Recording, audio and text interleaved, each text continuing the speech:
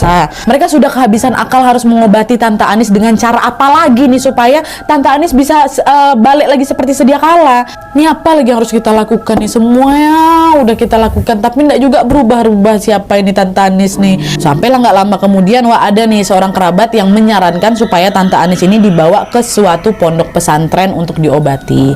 Dah, pergilah lagi mereka sekeluarga ke sana, Dan seorang kiai yang ada di pesantren itu pun memberikan sebuah nasihat, yaitu pihak keluarga harus menikahkan Tante Anis dengan seorang laki-laki baik. Hanya dengan cara itulah Tante Anis ini akan kembali sembuh seperti semula, kata kiai ini.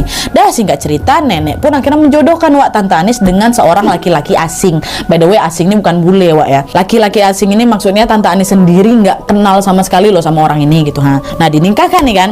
Awalnya pernikahan mereka baik-baik aja, tapi seiring berjalannya waktu, Tante Anis ini justru diperlakukan dengan sangat buruk sama suaminya. Suami ini nggak segan-segan melakukan kekerasan fisik gitu loh sama Tante Anis. Bahkan suami ini juga sering ngatain Tante Anis ini dengan kata-kata kasar, perempuan gila, nggak sudi aku sama kau, kayak gitulah, kasar kali pokoknya, Nat. Nah, perlakuan jahat macam itu ya jelas memperburuk kondisi mental Tante Anis lah, ya kan. Dan karena pernikahan ini gagal menjadi solusi, akhirnya pihak keluarga pun menyarankan mereka untuk bercerai. Dan setelah bercerai, apakah kondisi Tante Anis membaik?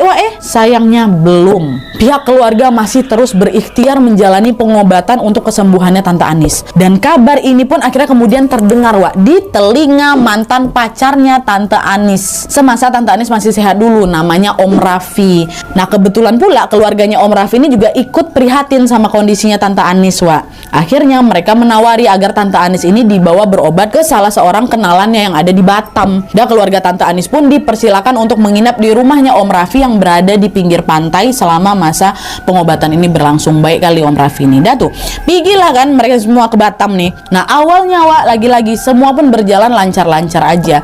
Tapi pas menjelang malam, menjelang tengah malamnya, tiba-tiba mamanya Salsa tidak mendapati Tante Anis ada di dalam kamarnya. Ngilang Tante Anis nih, Langsung heboh lah seisi rumah. Anis hilang. Nah, mereka pun berusaha mencari Tante Anis kemana-mana tapi belum juga ketemu.